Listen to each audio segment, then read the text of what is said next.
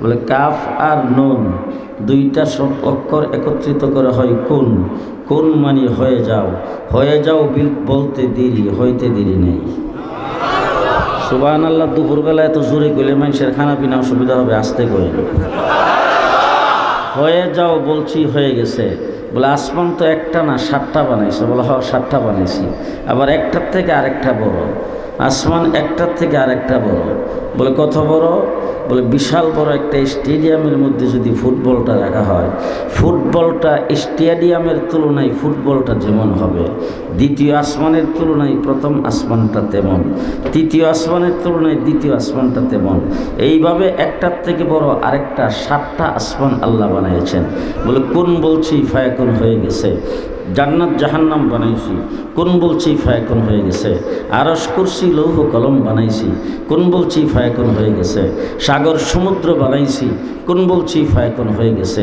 যা দেখো না সব কিছু কুন আর ফায়াকুনের দ্বারা তৈরি করেছি। এবার আল্লাহকে জিজ্ঞেস করেন, আল্লাহ আমরা তো মানুষ সৃষ্টির সেরা জাতি, তামাম পৃথিবীর সব কিছু বানাইছো তুমি আমাদের জন্যে, আর আমাদেরকে বানাইছো তোমার জন্যে, তাইলে আমাদেরকেও কি কোন বলার দ্বারা বানাইছো?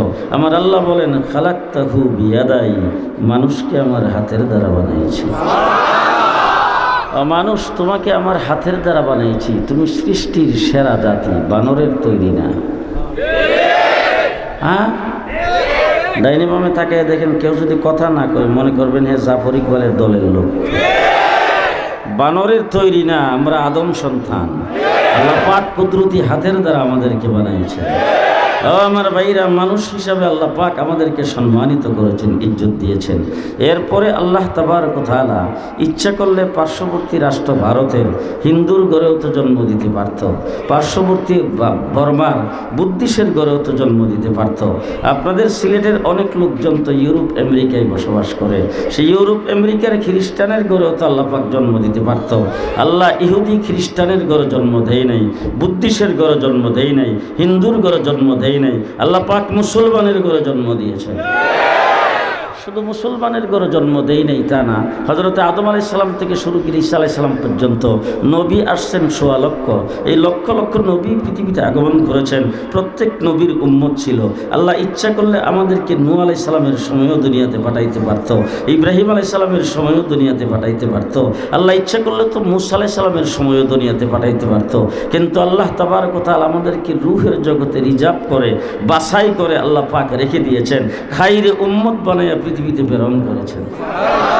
কুনতুম খায়রা উম্মাতিন উখরিজাত লিন-নাস, তোমরা হলো শ্রেষ্ঠ উম্মত।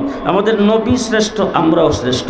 নবী হিসাবে আমাদের নবী সর্বশেষ, উম্মত হিসাবে আমরা সর্বশেষ। আমাদের নবীর পরে পৃথিবী কিয়ামত পর্যন্ত কোনো নবী নাই, আমরা উম্মতের পরে পৃথিবীর কিয়ামত পর্যন্ত আর কোনো উম্মত নাই। নবীও শেষ, উম্মতও শেষ। আমাদের নবী হলেন সৃষ্টির মকসুদ, সৃষ্টির মকসুদ, বুঝেন নাই বোধ হয়? সৃষ্টির উদ্দেশ্য, সৃষ্টির মকসুদ। কথা বলেন ঠিক না বেঠিক? প্রত্যেকটা জিনিসের একটা উদ্দেশ্য থাকে। তো আমাদের নবী হলেন সৃষ্টির উদ্দেশ্য। আমার নবী মুহাম্মদুর রাসূলুল্লাহ সাল্লাল্লাহু আলাইহি ওয়াসাল্লাম হযরত আদম আলাইহিস সালামকে যখন তৈরি করেছেন, আদম আলাইহিস সালামকে তৈরি করে সর্বপ্রথম আরশের নিচে নিয়ে রাখছে। সেখান থেকে আদম আলাইহিস সালামকে জান্নাতের ভিতরে ঢুকাইছে। তো আদম আলাইহিস সালাম আল্লাহকে জিজ্ঞেস করতেছেন, আল্লাহ যেই দিকে তাকাই সেই দিকেই দেখি তোমার নামের সাথে একটা নাম, ওই নামটা তুমি কার নাম লাগায় রাখছো এটা তো বুঝতে পারলাম না, কারণ আমাকে ছাড়া তো আর তুমি কাউকে বানাও নাই, আমি তো একাই আছি, তোমার নামের সাথে দেখি আরেকটা নাম। আল্লাহ পাক জিজ্ঞেস করেন, কোথায় দেখলা, কি দেখলা? বলে আরশের নিচে যখন ছিলাম, আরশের দিকে তাকায় দেখি সেখানে বড় অক্ষরে লেখা আছে লা ইলাহা ইল্লাল্লাহ, সাথে দেখি লেখা মুহাম্মাদুর রাসূলুল্লাহ। আরশের নিচ থেকে ফেরেশতারা আমাকে আনতে গেছে, দেখি ফেরেশতাদের কপালের মধ্যে লেখা লা ইলাহা ইল্লাল্লাহ, সাথে মুহাম্মাদুর রাসূলুল্লাহ। জান্নাতের ভিতরে এসে ঢুকবো, দেখি জান্নাতের গেটের মধ্যে লেখা লা ইলাহা ইল্লাল্লাহ, সাথে মুহাম্মাদুর রাসূলুল্লাহ। জান্নাতের ভিতরে ঢুকে দেখি প্রত্যেকটা গাছের পাতায় পাতায় লেখা লা ইলাহা ইল্লাল্লাহ মুহাম্মাদুর রাসূলুল্লাহ। যতগুলি আসবাব জান্নাতের মধ্যে ব্যবহার করি, সমস্ত আসবাবের গায়ে লেখা লা ইলাহা ইল্লাল্লাহ, সাথে মুহাম্মাদুর রাসূলুল্লাহ।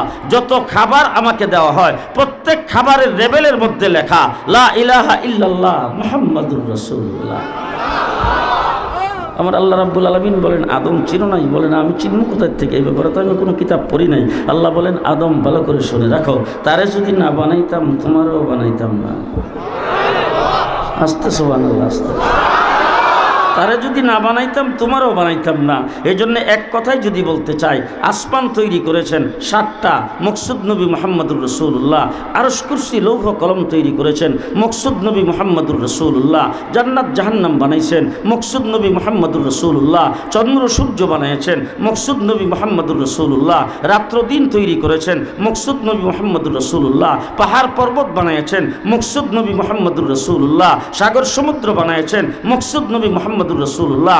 আদম আলাইহিস সালামকে কুদরতি হাতের দ্বারা বানাইছে মকসুদ নবী মুহাম্মদুর রাসূলুল্লাহ। নূহ আলাইহিস সালামকে কিস্তিতে উঠাইছে মকসুদ নবী মুহাম্মদুর রাসূলুল্লাহ। ইব্রাহিমকে আগুন থেকে বাঁচাইছে মকসুদ নবী মুহাম্মদুর রাসূলুল্লাহ। ইউসুফকে কুয়ার থেকে উঠাইছে মকসুদ নবী মুহাম্মদুর রাসূলুল্লাহ। ইউনূস আলাইহিস সালামকে মাছের পেটের থেকে বাঁচাইছে মকসুদ নবী মুহাম্মদুর রাসূলুল্লাহ। ইসমাঈল আলাইহিস সালামকে জবাই করেছে মকসুদ নবী মুহাম্মদুর রাসূলুল্লাহ। বাইতুল্লাহ শরীফ ইব্রাহিমের দ্বারা তৈরি করেছেন মকসুদ নবী মুহাম্মদুর রাসূলুল্লাহ। 1,24,000 পয়গম্বর পৃথিবীতে আগমন করেছেন মকসুদ নবী মুহাম্মদুর রাসূলুল্লাহ। জিবরাইল আমিন থেকে সকল ফেরেশতা বানাইছেন মকসুদ নবী মুহাম্মদুর রাসূলুল্লাহ। আমার নবী হলেন মকসুদ। আজকে যদি আমি আপনাদের সাথে বলতে চাই, 71 মুক্তিযুদ্ধ হতো না যদি আমার নবী পৃথিবীতে না আসতো। জিয়াউর রহমান লিডার হতো না আমার নবী পৃথিবীতে না আসতো। বঙ্গবন্ধুর নেতৃত্ব হতো না আমার নবী যদি পৃথিবীতে না আসতো। শেখ হাসিনা প্রধানমন্ত্রী হতো না আমার নবী যদি পৃথিবীতে না আসতো। পদ্মা ব্রিজ হতো না আমার নবী যদি পৃথিবীতে না আসতো। কর্ণফুলী চ্যানেল হতো না যদি নবী পৃথিবীতে না আসতো।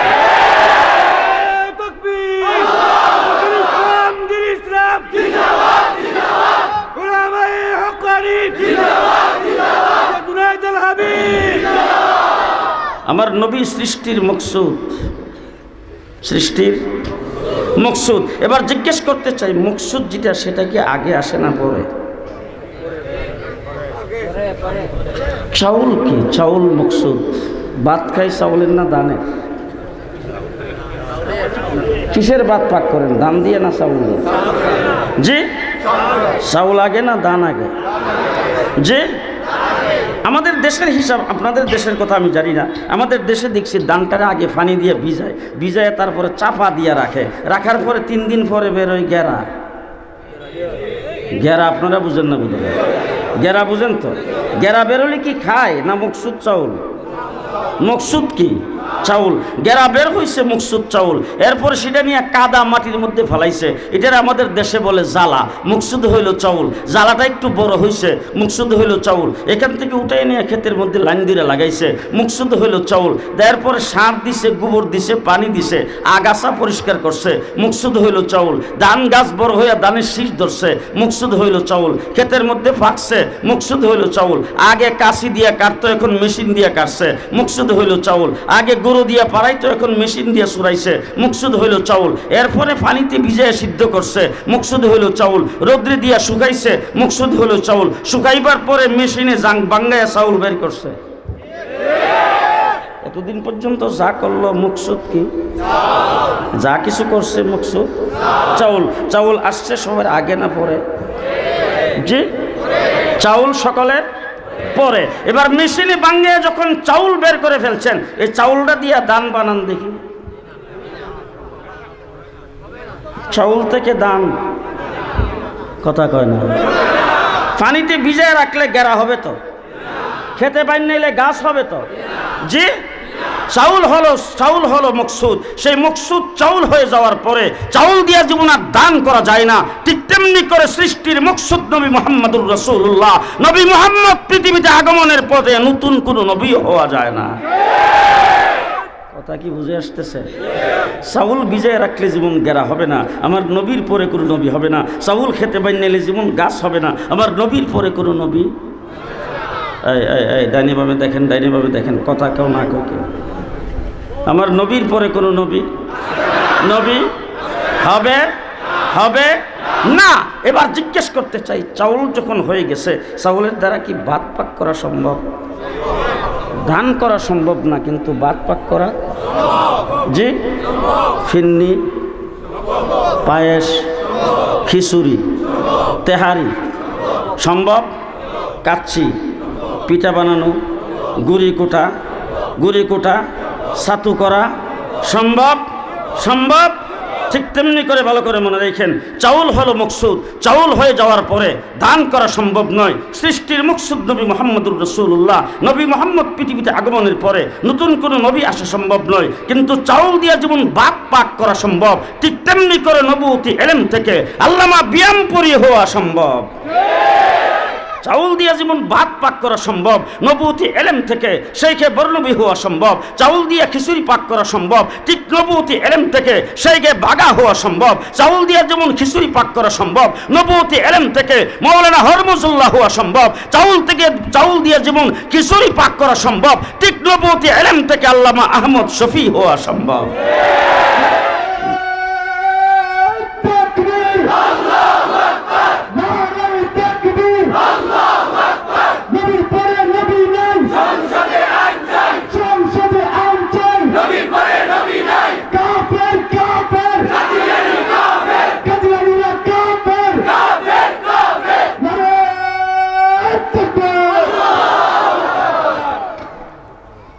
মুসলমান, মুহাম্মদুর রাসূলুল্লাহ সাল্লাল্লাহু আলাইহি ওয়াসাল্লাম সর্বশ্রেষ্ঠ এবং সর্বশেষ নবী। আমার নবীর পরে কোন নবী হওয়া সম্ভব? সম্ভব না। ওলি হওয়া সম্ভব, গাউস হওয়া সম্ভব, কুতুব হওয়া সম্ভব, ওলি হওয়া সম্ভব, মুফতি হওয়া সম্ভব, মুহাদ্দিস হওয়া সম্ভব, ফকিহ হওয়া সম্ভব, মুফাসসির হওয়া সম্ভব, নবী হওয়া সম্ভব না। কথা বুঝে আসতেছে? কথা বুঝে আসতেছে? এখন আমার রাসূল সাল্লাল্লাহু আলাইহি সাল্লাম বলছেন, আমার পরে যদি নবী হইতো উমর হইতো। কে হইতো? কোন উমর? যেই উমর রাসূল সাল্লাল্লাহু আলাইহি সাল্লামকে যে কোনো বিষয়ে পরামর্শ দিছে, পরামর্শ দিতে দেরি, আল্লাহ উমরের পরামর্শে আয়াত নাজিল করতে দেরি নাই। উমর রাসূলকে বলছেন, যেই শব্দে বলছেন সেই শব্দে আল্লাহ কোরআনের আয়াত নাজিল করেছে। কমবেশ অন্তত 22টা আয়াত আল্লাহ পাক হযরত উমর ইবনুল খাত্তাবের কথায় আল্লাহ পাক নাজিল করেছেন। যার কথায় কোরআন নাজিল হয়, তিনি যেই নবীর পরে নবী হইতে পারে নাই, সেই নবীর পরে 100 কানা। মির্জা গোলাম কাদ্দানি, সেরাক বিবির ফোলা। মান নাম, ডাক নাম সেরাক বিবি, আসল নাম গেসুটি বেগম। সেরাক বিবির ফোলা 100 কানা। বহুমূত্র বিমার ছিল, তহসিলদারির চাকরি করত। মুক্তারি পরীক্ষা দিয়া ফেল, সর্বশেষ কলেরা রোগে পায়খানার টাট্টি পরে মরছে। এটা নবী? কোন নবী পরীক্ষা দিয়ে ফেল করছে? কথা দিয়ে আসতে কয়। কোন নবী পরীক্ষা দিয়ে ফেল করছে? এবার উলামায়ে কেরামকে সাক্ষী রেখে একটা কথা বলতে চাই। আল্লাহ পাক হযরত আদম থেকে আমাদের নবী পর্যন্ত ১৬ লক্ষ নবী আল্লাহ পাক পৃথিবীতে প্রেরণ করেছেন। সমস্ত নবী যেই যুগে যাদের জন্য, যেই উম্মতের জন্য যিনি নবী হইয়া পৃথিবীতে আসছেন, সেই উম্মতের মধ্যে নবী সবচাইতে বেশি সুন্দর এবং নিখুঁত। আমার মনে হয় কথা বুঝাইতে পারি না। মুসা আলাইহিস সালাম যেই যুগে আসছে, মুসা আলাইহিস সালাম থেকে সুন্দর। ইব্রাহিম আলাইহিস সালাম যেই যুগে আসছে, ইব্রাহিম আলাইহিস সালাম থেকে সুন্দর। ঈসা আলাইহিস সালাম যেই যুগে আসছে, ঈসা আলাইহিস সালাম থেকে সুন্দর। ইউসুফ আলাইহিস সালাম যেই যুগে আসছে, ইউসুফ আলাইহিস সালাম থেকে সুন্দর। প্রত্যেক যুগে যেই যুগে যিনি নবী হয়ে আসছেন, সেই উম্মতের মধ্যে সেই যুগে নবী সবচাইতে বড় সুন্দর এবং নিখুঁত। কোন কানা খোরা আতুল্লুলা আল্লাহ নবী বানাই নেই। মির্জা গোলাম কাদ্দারির একটা চোখ কানা। এটা নবী তো? নবী না কাফের? আস্তে কর। নবী না কাফের? বিনা দলিলে কাফের। বলেন বলেন বলেন বলেন বলেন। বিনা দলিলে কাফের। ঠিক না ঠিক? ঠিক না ঠিক? আমি জিজ্ঞেস করতে চাই, আমাদের পৃথিবীর, বাংলাদেশ সহ গোটা পৃথিবীর একটা আইন আছে।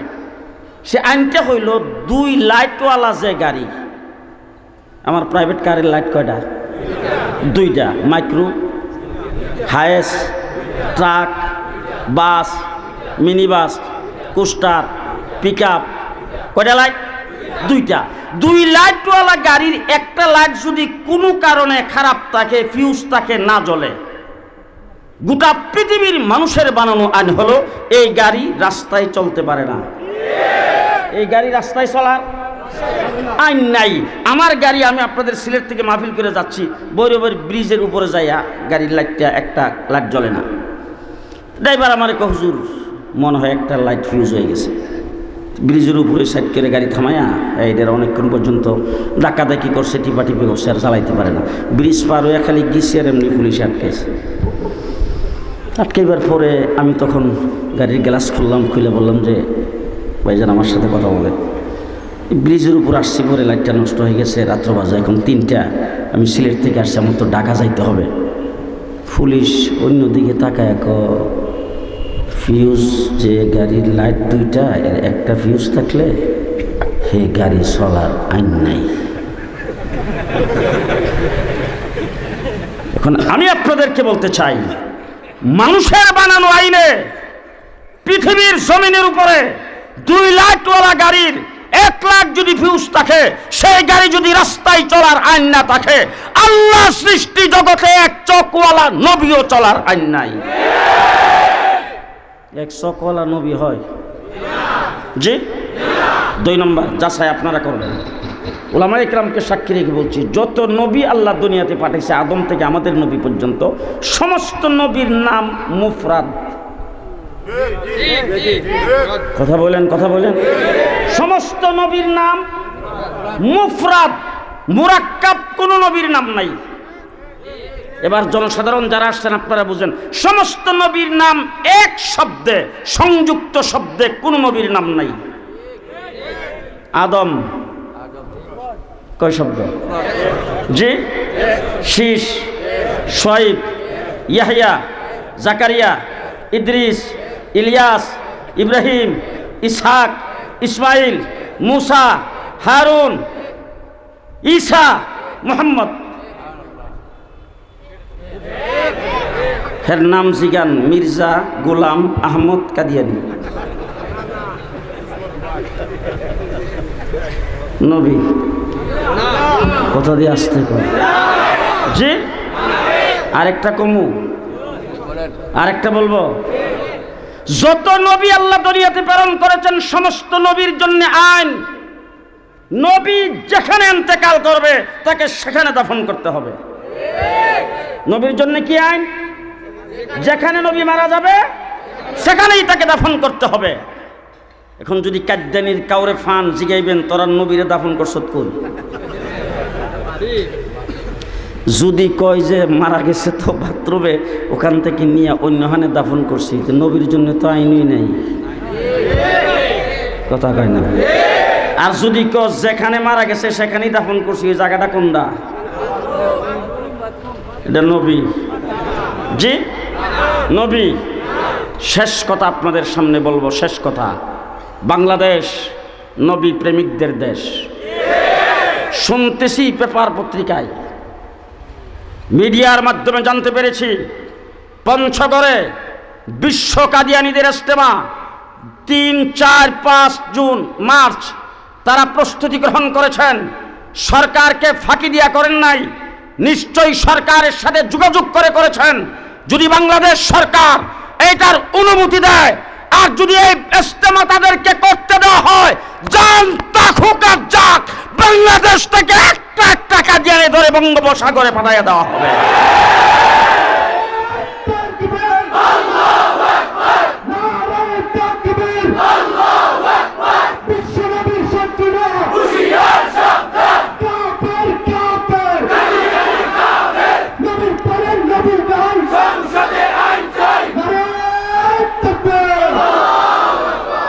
মুসলমান, আমরা বিশ্ব নবীর উম্মত। আমার নবী তাইফের জমির রক্ত দিয়েছেন। আমি একটা কথাই আপনাদেরকে জিজ্ঞেস করব, নবীর রক্তের চাইতে আমাদের রক্তের দাম বেশি নাকি? কথা আসতে বলেন। নবী দান শহীদ করেছেন, নবীর দাঁত থেকে আমার দাঁতের দাম বেশি নয়। নবী সাল্লাল্লাহু আলাইহি সাল্লামের মাথায় লোহার কড়া বিনছে, নবীর মাথার থেকে আমার মাথার দাম বেশি নয়। আমির হামদার লাশের চাইতে আমার লাশের দাম বেশি নয়। সুতরাং আমির হামদা যদি টুকরা টুকরা হতে পারে, আমিও টুকরা টুকরা হতে পারি, আমিও টুকরা টুকরা হতে পারি। ঠিক কিনা বলেন, ঠিক কিনা বলেন? কাদিয়ানি বাংলাদেশে মুসলমান নাম দিয়ে থাকতে পারবে না। এই সবাই কয় না, কাদিয়ানি বাংলাদেশে মুসলমান নাম দিয়ে থাকতে পারবে না। যদি বাংলাদেশে থাকতে হয় হিন্দু বৌদ্ধ খ্রিস্টানের মতো থাকবে। কেটা কেটা রাজি হাত উড়াই দেখান। আল্লাহ কবুল করুক, সকলে বলেন আমিন। কাদিয়ানিকে অমুসলিম ঘোষণা করা করতে হবে। কাদিয়ানিকে অমুসলিম ঘোষণা করা হ্যাঁ মুসলমান করতে হবে। আজকের এই মাহফিল থেকেও আমাদের দাবি, কাদিয়ানিরা মুসলিম কাফের, আমার নবীর দুশমন, মুসলমানদের দুশমন।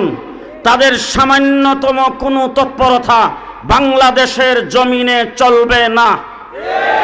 রাজি আছেন? বাংলাদেশের জমিনে তাদের তৎপরতা চলবে না। আল্লাহ কবুল করুক, সকলে বলেন আমিন। আমার নবী শেষ নবী, 40 বছর পর্যন্ত রাসূল মক্কা নগরীতে কাটিয়েছেন বর্বর মানুষগুলোর সাথে, যাদের সভ্যতা বলতে কিছুই ছিল না। তুচ্ছ ঘটনা নিয়ে বৎসরের পর বৎসর মারামারি করে, বাইতুল্লাহ শরীফ উলঙ্গ হইয়া তোয়াফ করে, মেয়ে সন্তান জন্মগ্রহণ করলে জিন্দা কবর দেয়। সেই সমাজে রাসূল বসবাস করে, একটা অক্ষর কোথাও শিক্ষা গ্রহণ করে নাই, প্রাইভেট টিউটারের কাছে রাসূল কোনোদিন যায় নাই। কিন্তু তাদের সকলের পক্ষ থেকে ডক্টরেট উপাধি পেয়েছেন আস-সাদিকুল আমিন, আল আমিন।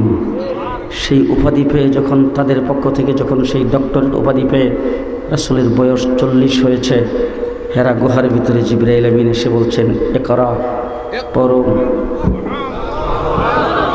শিক্ষা জাতির মেরুদণ্ড, শিক্ষা জাতির মেরুদণ্ড। হাড্ডিমা টিম টিম, তারা মাঠে পারে ডিম। তাদের খাড়া দুটো শিং, তারা হাড্ডিমা টিম টিম। আপনারা তামাবিল, এত বড় বাংলাদেশের হাওর, সেই বিল আর হাওর এলাকায় বসবাস করেন। জিডার শিং উড়ে এটা ডিম পারে তো সবাই করে না, আর জিডার ডিম পারে এটার শিং উড়ে। তো এই কথাটা সত্য না মিথ্যা? এই মিথ্যা শিক্ষা কোনোদিন জাতির মেরুদণ্ড হতে, ওই শিক্ষায় যারা শিক্ষিত হবে তার মাধ্যমে জাফর ইকবাল তৈরি হবে। ওই শিক্ষায় শিক্ষিত হয়ে তসলিমা নাসরিন তৈরি হবে। ওই শিক্ষায় শিক্ষিত হয়ে ঐশীর মতো কুলাঙ্গার মেয়ে তৈরি হবে। ওই শিক্ষায় শিক্ষিত হয়ে সন্ত্রাসী তৈরি হবে, যারা আব্রারকে পিটায় হত্যা করবে। ঠিক না বে ঠিক? ঠিক না বে ঠিক? হেরা গুহার ভিতরে সর্বপ্রথম মাদ্রাসা। অনেকে আজকে প্রশ্ন করে, মাদ্রাসা কোথা থেকে আসলো, মাদ্রাসা শিক্ষার ইতিহাস কি? সর্বপ্রথম মাদ্রাসা হেরা গুহা। জিবরাইল আমিন এসে বলছেন, ইকরা, পড়ুন। রাসূল বলছেন, মা নবী কারিগিন, আমি তো পড়া জানি না, আমি তো জিন্দেগিতেও পড়ি নাই। জিবরাইল হুজুরকে চাপ দিয়ে ধরছেন, ছেড়ে দিয়েছেন, বলছেন, ইকরা, পড়ুন। মা নবী কারিগিন, আমি পড়া জানি না। তৃতীয়বার আবার চাপ দিয়ে ধরে ছেড়ে দিয়ে জিবরাইল আমিন বলছেন, ইকরা বিসমি রাব্বিকাল্লাযী খালাক, খালাকাল ইনসানা মিন আলাক, ইকরা ওয়া রাব্বুকাল আকরামুল্লাযী আল্লামা বিল কলম, আল্লামাল ইনসানা মা লাম ইয়ালাম। সর্বপ্রথম হেরা গুহাই মাদ্রাসা। রাসূল সেখান থেকে কোরআন নিয়ে বের হয়েছে। কোরআন কোনো হোয়াইট হাউস থেকে বের হয় নাই, বঙ্গভবন থেকে বের হয় নাই, কোরআন কোনো বিশাল অট্টালিকার থেকে বের হয় নাই, হেরা গুহার থেকে বের হয়ে আসছে। রাসূল আইসা মক্কাতে সর্বপ্রথম মাদ্রাসা করেছেন, মাদ্রাসার নাম দারে আরকাম।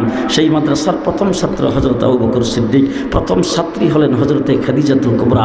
ওই মাদ্রাসায় রাসূল সাল্লাল্লাহু আলাইহি সাল্লাম তালিম দিতে শুরু করেছেন। মুসলমান আস্তে আস্তে বাড়তে শুরু করেছে। কিন্তু ওই মক্কার মানুষগুলি যারা রাসূলকে সাদিকুল আমিন বলেছে, তারা রাসূলের এমন শত্রুতে পরিণত হয়েছে, রাস্তা দিয়ে হাঁটার সময় পায়ের নিচে কাঁটা বিছায় রাখে, ময়লাগুলি জমা করে রাখে। রাসূল রাস্তা দিয়ে হাইটে গেলে ময়লা মাথায় এনে ঢেলে দেয়। রাসূল হেরাম শরীফের নামাজের সেজদায় গেছে, সেখানে উটের পশা নারী বুড়ি এনে রাসূলের মাথার উপরে রেখে দিয়েছেন, পিঠের উপরে রেখে দিয়েছেন। মুহাম্মদুর রাসূলুল্লাহ তায়েফে গেছেন, সেখানে পাথর মারতে মারতে তার সারা শরীরকে রক্তাক্ত করেছেন। আমার নবী সোহাবে আবি তালিবের ভিতরে 4 বছর পর্যন্ত জেলখানায় জেলখানায় বন্দী ছিলেন, গাছের পাতা খেয়ে জীবনযাপন করেছেন। হযরত আবু বকর সিদ্দিককে পিটাইতে পিটাইতে নাকের হাড্ডি ভেঙে দেওয়া হয়েছে, 3 দিন পর্যন্ত বেহুশ ছিলেন। হযরতে বেলালকে মাটির উত্তপ্ত বালির মধ্যে শেষরানো হয়েছে, পাথর চাপা দিয়ে উত্তপ্ত বালির গরমের মধ্যে সেখানে তাকে চাপা দিয়ে রাখা হয়েছে। হযরতে সুমাইয়াকে নির্মমভাবে হত্যা করেছেন। 13টি বৎসর পর্যন্ত নির্যাতন সহ্য করার পরে আল্লাহ নবী আল্লাহ পাকের হুকুমে হিজরত করে মদিনায় চলে গেলেন। মদিনায় যাওয়ার পরও আবু জেহেল শান্তিতে থাকতে দেবে না। 1000 সৈন্য নিয়ে ইসলামকে বিদায় করার জন্য আবু জেহেল মদিনায় আক্রমণ করার জন্য গিয়েছেন। আল্লাহ পাকের পক্ষ থেকে যখন আবু জেহেল মদিনায় যায় ডাক দিছেন, মুসলমানরা কোথায়, মোহাম্মদ কোথায়, আসো খেলা হবে। আল্লাহ ডাক দিয়া খেলায় তোমরাও নামো। আবু জেহেল ডাক দিছে খেলা হবে। সিলেটের মানুষ রাজা গৌর গোবিন্দ ডাক দিছে খেলা হবে। শাহজালাল মুজাহিদ ইয়ামানি ডাক দিয়া আমি যদি খেলি সিলেটের পাহাড় একটাও থাকবে না। আমি খেললে সিলেটের পাহাড় একটাও থাকবে না। এবারে মুয়াজ্জিন কই দিকে আয়। আপনারা ঘুমাইছে? শাহজালাল খেললে সিলেটের পাহাড়ও থাকতো না। এখন মুয়াজ্জিন ডাক দিয়া এবারে মুয়াজ্জিন কই দিকে আয়, কে খেলবে আমি খেলা তোর দিয়ে খেলামু। মুয়াজ্জিনরে ডাক দিয়া বেটা তুই আজান দে।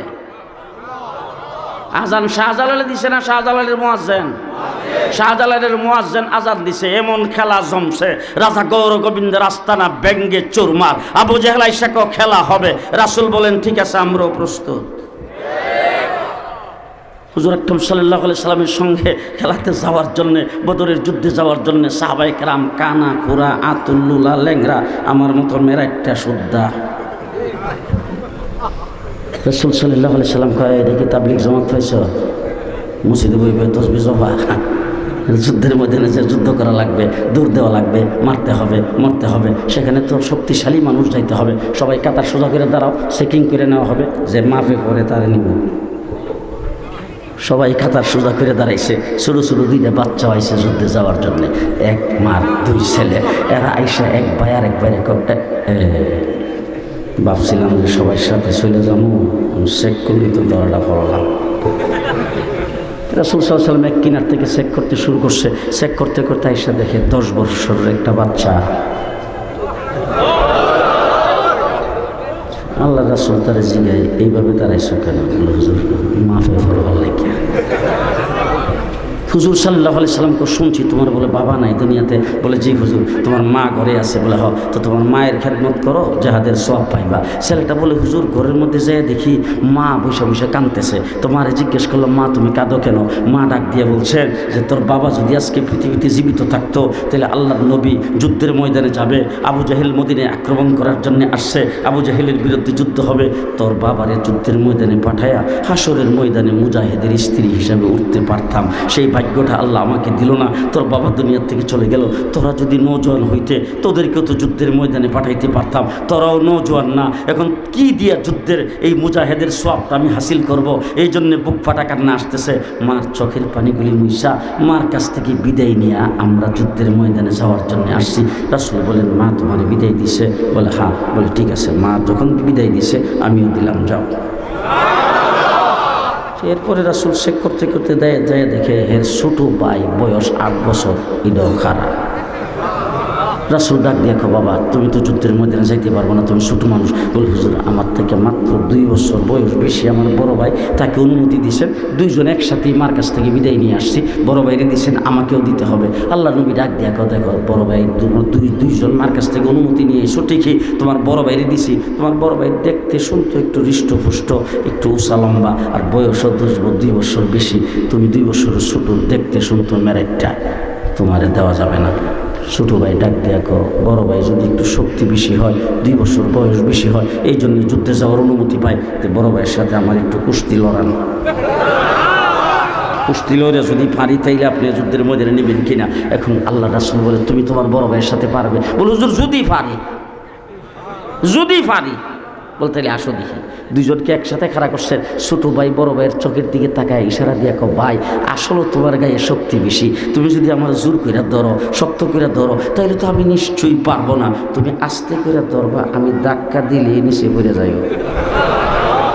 চুক্তিপত্র হয়ে গেছে। ছোট ভাই বড় ভাইকে ধরছে, বড় ভাই ছোট ভাইকে ধরছে, ছোট ভাই ধাক্কা দিয়ে বড় ভাইরে ফেলাই দিছে, ফেলাই দিয়ে লাভ দিয়ে উঠে হুজুর এবার বলেন দেখি। যুদ্ধের ময়দানে মুসলমান নামছেন, 313 জন মুসলমান। তলোয়ার হইল 8টা, ঘোড়া হইল 2টা। আচ্ছা, 8টা তলোয়ার 313 জনের মধ্যে ভাগ করলে জনে কয়টা করে পড়ে? যুদ্ধের ময়দানে নামছে সব। রমজান মাসের 17 তারিখ শেষ রাত্রে সেহরি ভালো করে খাইতে পারেন। আল্লাহ নবী যুদ্ধের ময়দানে সবগুলিকে ছেড়ে দিয়ে রাসূল আল্লাহর দরবার হাত উত্তোলন করে ডাক দেখ, আল্লাহ 313 জন আমার জিন্দিগির ফসল, তারা যদি আজকে ধ্বংস হয়ে যায়, কানাইঘাট পর্যন্ত ইসলাম পৌঁছবে না। আল্লাহর নবী চোখের পানি ছেড়তেছে, আল্লাহর দরবার হাত উত্তোলন করে জিবরাইল আমিন আইসা ডাক দেখো, হুজুর আইসি। আল্লাহর নবী ডাক দেখো, আইসো না ফাটাইছে? ফাটাইছে দেখি তো আইসি। কি দিয়ে ফাটাইছে? বলে অন্যান্য সময় উহি দিয়া পাঠায়, ইসলামের শরীয়ত দিয়া পাঠায়, হুকুম আহকাম দিয়া পাঠায়, আজকে পাঠাইছে মেজর জেনারেল হিসাবে। আরে এত জোরে সুবহানাল্লাহ না আসতে কোন? আজকে মেজর জেনারেল হিসাবে পাঠাইছে। তো 3000 সাথে আছে, আর নয়া সড়কের এইখানে 5000 রেখেছে। নয়া সড়ক না পেলে আপনারা বুঝবেন না। 5000 ওয়েটিং গিয়ে 3000 সাথে। আল্লাহ নবী কো নামো, আমারও 313 জন নামছে। সাহাবী দৌড়ে এসে আল্লাহর নবীর দরবারে ডাক দিয়া বলে, হুজুর আওয়াজ শুনি, মানুষ দেখি না। রাসূল বলেন, কি আওয়াজ শোনো? বলে আকবিল আকবিল আকবিল, আগে বাড়ো আগে বাড়ো আগে বাড়ো। হুজুর আওয়াজ শুনি, মানুষ দেখি না। আল্লাহর নবী ডাক দিয়ে বলেন, ফেরেশতাদের কমান্ডার ইন চিফ জিবরাইল আমিন ফেরেশতাদেরকে আগে বাড়ার জন্য আওয়াজ দিচ্ছেন। প্রচণ্ড বেগে যুদ্ধ চলছে। হযরত আব্দুর রহমান ইবনে আউফ দূর থেকে দেখে একটা উষা ঘোড়ার উপরে বৈশা বড় বড় হাক ডাক দিয়া আবু জাহেল যুদ্ধ পরিচালনা করে। এখন তিনি ডাইনি বামে তাকাইতেছে, দেখি রে আমার পাশে শক্তিশালী 1-2 জন মুজাহিদ পাই কিনা। যদি পাই তাইলে মিল্লা পরামর্শ কইরা আল্লাহ যা করে আবু জাহেলের উপর আক্রমণ করব। খালি ডাইনি বামে তাকাইছে, এমন সময় দেখে ছোটো ছোটো 2টা বাচ্চা আর সামনে খারুছে। খারুয়ে ওই চেহারার দিকে তাকায় ডাক দিয়ে কয়, চাচা আবু জাহেল সাহেবরে চিনেন? হায় হায়। হযরত আব্দুর রহমান ইবনে আউফ বলেছেন, আবু জাহেল দিয়া তোমরা কি করবে? বলে, চাচা যদি চিনেন তাইলে দেখায়া দিয়েন। আমরা 2 জন বাড়ির থেকে আল্লাহর কাছে শপথ করে এসেছি, হয়তো আবু জেহেলকে জাহান্নামে পৌঁছায়া দেব, নতবা আমরা 2 ভাই চিরকালের জন্য জান্নাতে যাব। 2টার একটা, আবু জেহেল জাহান্নামে যাবে, নাইলে আমরা জান্নাতে যাব, 2টার একটা। আল্লামা মুফতি শফি রহমতুল্লাহ আলাই সিরাতে খাতামুল আম্বিয়ার ভিতরে লিখছে যে আঙ্গুলের ইশারায় হযরত আব্দুর রহমান ইবনে আউফ দেখা যাচ্ছেন, ও যে দেখা যায় এইটাই আবু জেহেল। দেখাইতে দেরি হয়েছে, বাস পাখির মতো 2টা বাচ্চা আবু জাহেলের উপর আক্রমণ করতে দেরি হয়। বদরের যুদ্ধ হয়েছে, 70 জন হত্যা হয়েছে আবু জাহেল সহ। আর 70 জনকে 2টা মুসলমানকে নিয়ে আসছে। বাকিগুলির পরনে কাপড় আসিল কিনা আমার জানা নাই, সব ডিবাগছে। উহুদের যুদ্ধে রাসূল দান শহীদ করেছেন। খন্দকের যুদ্ধে পেটে পাথর বেঁধেছেন। 6ষ্ঠ হিজরিতে রাসূল সাল্লাল্লাহু আলাইহি সাল্লাম উমরা করার নিয়ত করে যাইতেছিলেন। 1400 সাহাবী নিয়ে হুদাইবিয়া নামক জায়গায় রাসূলকে বাধা দিয়েছেন। সেখানে রাসূল চুক্তিতে আবদ্ধ হয়ে সমঝোতা করে সুলাহ করে সেখান থেকে রাসূল ফেরত এসেছেন। 7ম হিজরিতে খাইবর বিজয় হয়েছে। 8ম হিজরিতে 10,000 মর্দে মুজাহিদ নিয়ে মক্কায় বাইতুল্লাহ রাসূল কালিমার পতাকা উড্ডীন করেছেন। হিসাব করেন হিসাব করেন হিসাব করেন। 6ষ্ঠ হিজরিতে 1400, 8ম হিজরিতে 10,000 মধ্যে মুজাহিদ বাইতুল্লাহ বিজয় হয়েছে, মুসলমানদের পতাকা উড্ডীন হয়েছে। রাসূল সাল্লাল্লাহু আলাইহি সাল্লাম 9ম হিজরিতে আবু বকর সিদ্দিকের নেতৃত্বে হজ পালিত হয়েছে। 10ম হিজরিতে রাসূল আরফার ময়দানে হাজির হয়েছেন রাসূলের সামনে ১৬ লক্ষ সাহাবী। কয় হাজার? ১৬ লক্ষ সাহাবী পৃথিবীর ৯ লক্ষ বর্গ মাইলের ভিতরে আল্লাহর কালিমার পতাকা উড্ডীন হয়েছে। ৯ লক্ষ বর্গ মাইলের শাসক আমার নবী মুহাম্মদুর রাসূলুল্লাহ সাল্লাল্লাহু আলাইহি সাল্লাম, সামনে ১৬ লক্ষ সাহাবী। জিবরাইল আমিন রাসূলের দরবারে আগমন করেছেন। আয়েশা কোরআন শরীফের আয়াত নাযিল করেছেন, আল ইয়াউমা আকমালতু লাকুম দীনাকুম, আজকের দিনে তোমাদের দিনকে তোমাদের জন্য অল কমপ্লিট করে দিলাম। কিয়ামত পর্যন্ত দিন থাকবে। নবী দুনিয়ার থেকে চলে যাবে, নবী আর আসবে না। দিন কিয়ামত পর্যন্ত থাকবে। দিনের সামান্যতম কোনো কিছু কেউ দিন থেকে বের করতে পারবে না, প্রয়োজনও হবে না। দিনের ভিতরে কিছু ঢুকাইবারও প্রয়োজন হবে না। কিয়ামত পর্যন্ত সময়ের জন্য দিন কমপ্লিট। আমি সংক্ষেপ করতে চাই, কথা আমার শেষ, প্রোগ্রাম আমার আরও সামনে আছে। আর আপনাদের এই জায়গাটা যে বাংলাদেশ যে এত বড়, আর এই সিলেট শহরের পরেও যে বাংলাদেশটা এত দূর আছে, এটা আমার জানা ছিল না। আর রাস্তা মাশাআল্লাহ খুব ভালো। তো যাই হোক, আমি আসলে খুবই অসুস্থ, এটা আপনারা অনেকেই জানেন। এরপরে আমার কথা সংক্ষেপ ভালো করে বুঝবেন। দিন কমপ্লিট, কিয়ামত পর্যন্ত সময়ের জন্য কমপ্লিট।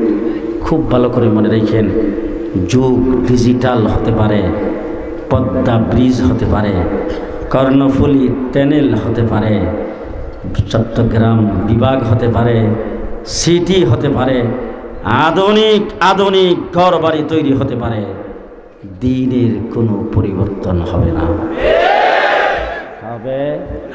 হবে দৃষ্টান্ত স্বরূপ বলতে চাই, আগে ছিল টাট্টি, এখন ওয়াশরুম। কথা বল, আগে কি ছিল? টাট্টি, বদনা হাতে লইয়া পুষ্কুনির ফাড়ে দিয়া অনেক দূর হাইটে যাইতেই তো লোকজন দেখে মনে করতো কই যায়। কথা বলেন ঠিক না বেঠিক? বাঁশের বানানো, কাঠের বানানো, কলা গাছের বানানো, সেটার মধ্যে দুর্গন্ধ তো বলতেই নাই। কথা কয় না? এই দুর্গন্ধযুক্ত কাঁচা টাট্টিতে যাওয়ার ইসলামের কমপ্লিট বিধান হলো বাম পাও দিয়া প্রবেশ করা। এখন অ্যাটাচড ওয়াশরুম, যেই রুমে বসে খানা খাচ্ছেন, যেখানে ঘুমাচ্ছেন, যেখানে বেড, এর পাশেই দরজা, পাশেই হইল ওয়াশরুম। আপনার নিজের যেই রুমে থাকার রুম, সেই রুমের মধ্যে আপনি টাইলস লাগিয়েছেন বাংলাদেশি, বাথরুমের মধ্যে অত্যাধুনিক সিঙ্গাপুরি টাইলস সেখানে লাগাইয়া বাথরুম বানিয়েছেন। এখন যেহেতু বাথরুম দামি, নিজের ঘরের সাথে অ্যাটাচড, এখন ওই আইন পরিবর্তন হয়ে 2 পাও একসাথে দিয়া ঢোকার আইন। যে এখনো বাম পাও, কথা কয় না? এত দামি টাইলস লাগাইবার পরও বাম পাও, কি বলেন? জি, বাথরুম যতই দামি হোক, দিনের পরিবর্তন হবে না। যত নবী পৃথিবীতে আগমন করেছেন, আদম থেকে ঈসা পর্যন্ত সমস্ত নবী দুনিয়ার থেকে চলে যাওয়ার আগে বলেছেন, আমি চলে যাচ্ছি, আমার পরে নবী আসবে, আমার পরে নবী আসবে, আমার পরে নবী আসবে। এই জন্য উলামায়ে কেরামকে জিজ্ঞেস করে দেখেন, কোন নবী তার কোনো নায়েব ঠিক করে যান নাই, কোন নবী তার কোনো ওয়ারিস ঠিক করে যান নাই, কোন নবী তার কোনো খলিফা ঠিক করে যান নাই। সমস্ত নবী যার যার দুনিয়ার থেকে চলে গেছেন। একমাত্র আমাদের নবী পৃথিবীতে আগমনের পরে বলছেন, আনা খাতামুন নাবিয়্যিন লা নাবিয়্যা বাদি, আমি শেষ নবী, আমার পরে কোনো নবী নাই। ইন্নাল উলামা ওয়ারাসাতুল আম্বিয়া, আমি দুনিয়ার থেকে চলে যাব, কিয়ামত পর্যন্ত নবী আসবে না। উলামা উম্মতি কাম্বিয়াই বনি ইসরাইল, আমার উম্মতের উলামায়ে কেরাম বনি ইসরাইলের নবীদের সমকক্ষ হিসাবে, আমার নায়েব হিসাবে থাকবে। আমার নবী দুনিয়ার থেকে চলে গেছেন, তার খলিফা ঠিক করে গেছেন। প্রথম খলিফা হযরত আবু বকর সিদ্দিক, দ্বিতীয় খলিফা উমর ইবনুল খাত্তাব, তৃতীয় খলিফা হযরত উসমান, চতুর্থ খলিফা হযরত আলী। রাসূল খলিফা ঠিক করে গেছেন, নায়েব ঠিক করে গেছেন। মুহাম্মদুর রাসূলুল্লাহ সাল্লাল্লাহু আলাইহি ওয়াসাল্লাম দুনিয়ার থেকে চলে গেছেন, দিন কমপ্লিট। ভিতরে কিছু প্রবেশ করানো হ্যাঁ যাবে না, ভিতর থেকে কিছু কাটছাট করে বের করা যাবে না। এবার বাংলাদেশ স্বাধীন কমপ্লিট। 30 লক্ষ শহীদের বিনিময়ে দেশটা যখন 1971 সনে রক্তক্ষয়ী 9 মাস যুদ্ধের পরে যখন দেশ স্বাধীন হলো, পাকিস্তান হানাদার বাহিনী যখন আত্মসমর্পণ করেছেন, কালিমার যখন লাল সবুজের পতাকা যখন উড্ডীন হয়েছে, স্বীকৃতি বিভিন্ন দেশ যখন দিতে শুরু করেছেন, তখন রেডিওতে টেলিভিশনে আপনারা ঘোষণা শুনতেন, মুক্তিযুদ্ধ যারা করেছ যুদ্ধ শেষ, কারো কাছে কোনো অস্ত্র থাকবে না, অস্ত্র জমা দাও। ছোট বড় অস্ত্র সব মুক্তিযোদ্ধারা জমা দিয়ে ফেলেছেন। এখন দেশ হয়ে গেছে স্বাধীন। 30 লক্ষ শহীদের বিনিময়ে এখন ভারতের পেঁয়াজ, ভারতের তেল, ভারতের জিনিসপত্র আমাদের দেশে অবাধে বর্ডার দিয়ে যদি ঢুকতে থাকে, দেশের জন্য খুব লাভ।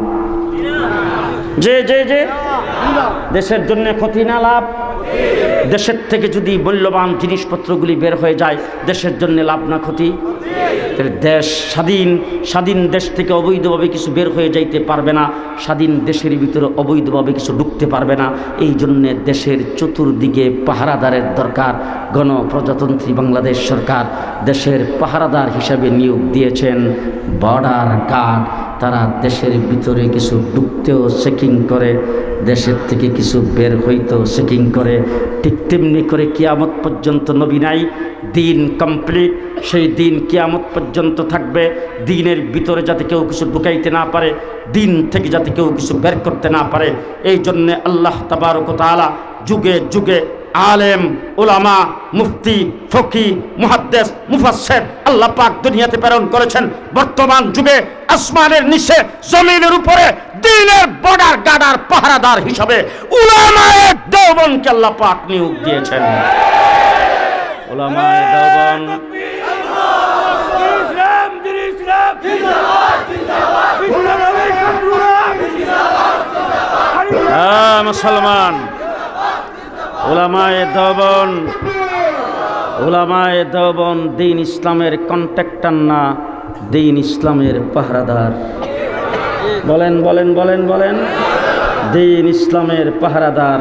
ভিতরে কেউ কিছু ঢুকতেও আমাদের পাহারাদারি, বের হইতো জি।